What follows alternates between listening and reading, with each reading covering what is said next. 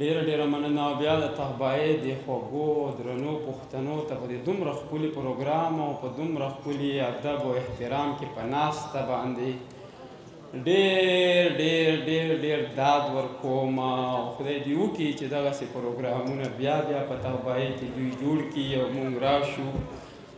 نو بس د خبرو نه به راتېر شم، دغه څو شعرونه به منیر خانه په دې نوو حالاتو باندې ووایم چې راته په سر دې ټول غمونه د دنیا ایښې وې. اجل صاحب راته په سر دې ټول غمونه د دنیا ایښې وې، بس خو چې لاس ته د لاسې مې چاپشا ایښې وې، او یا سیاسي یا افسرګوټي یا ملا ایښې وې چې په دې خاوره خو د امن قدم چا ایښې وې. مننه چې یا سیاسي یا افسرګوټي یا ملا ایښې وې چې په دې خاوره خو د امن قدم چا ایښې وې، او بیا به حسینو د میینو زړونه نه ماتول چا که یې مخې ته د دې جرم سزا ایښې وې. او مننه چې بیا به حسینو د میینو زړونه نه ماتول چا که یې مخې ته د دې جرم سزا ایښې وې. او دا چې کوم حال پکې روان د پښتنو سره دی، دې پښتونخوا له خو چې نوم پښتون تبه ایښې وې. مننه چې دا چې کوم حال پکې روان د پښتنو سره دی، دې پښتونخوا له خو چې نوم پښتون تبه ایښې وې. او دغه څو شعرونه نور هم نه وي چې څنګه چې وختونه موسمونه بدلوي، څنګه چې وختونه موسمونه بدلوي، داسې یاران ښه د رنګونه بدلوي. او منیره ته که یې منې او که نه یې منې، خو یار پیسې ګورې خویونه بدلوي.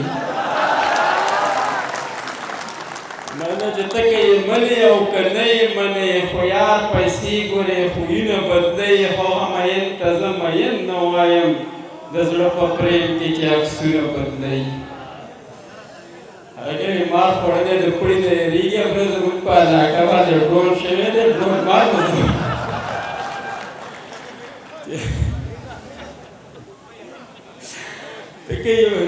هغه مین ته زه مین نه وایم، د زړه په پرېم کې چې عکسونه بدلوي. او دا مې پرون د یو مولا اورېدل چې دعاګانې تقدیرونه بدلوي.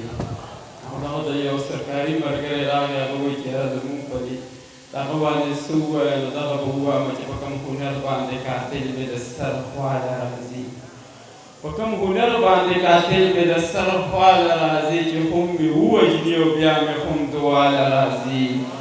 او زه خو حیران په پښتونخوا کې دې چاودنو کړم، مړه پکې څوک شي او ډالرې پې بیا چاله راځي.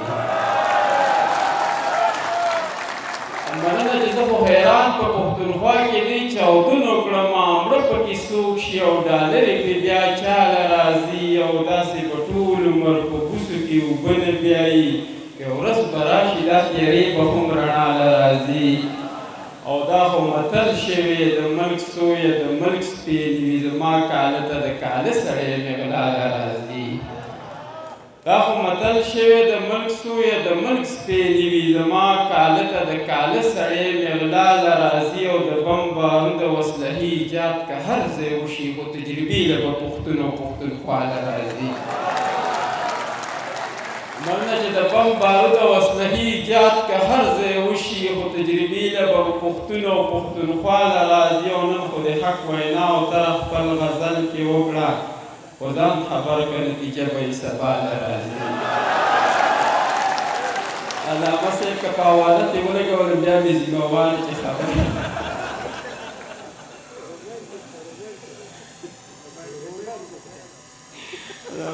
بله تېره وي رومانټیک شه، نو ما ته د رومانټیک مخکې معنا وکړه چې رومانټیک څه ته وایي. علامه صاحب ته پکې رومانټیک شعرونه ووایي چې ځان مې د عشق په سرو لمبو باندې سېزلی نه وي. عبدالمومن صاحب ډېره شوق شعرونه ویلي وي، شړ سړی که په کلونو مونځ نه کوي خیر دی، او که مولا غریب یو سار مونځ له رانغی، یو ماسپښین نو هر سړی وي دې مولا ځان له کار کتلی دی.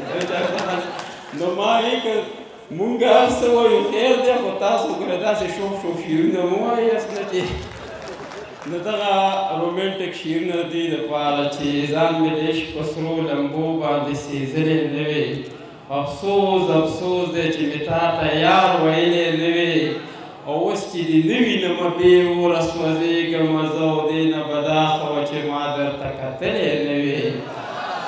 او ستا دې نازونو اداګانو ته چې وګورمه زه دې تک تور وی خو جانانه چې ته ښکلی نه وي.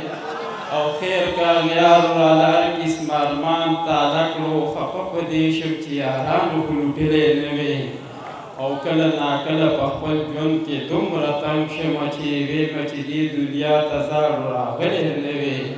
او زما په وړاندې چې زما د کتاب پاڼې سېزې ستا په نامه چې مې یو څه رسې لیکلی نه وي. او دغه څو شعرونه نور هم رومانټیک چې پرېږده چې د ټولې دنیا خولې په ځان پسې کړمه. او شپې له درده راغلمه چې خط مې دې ګیلې کړمه.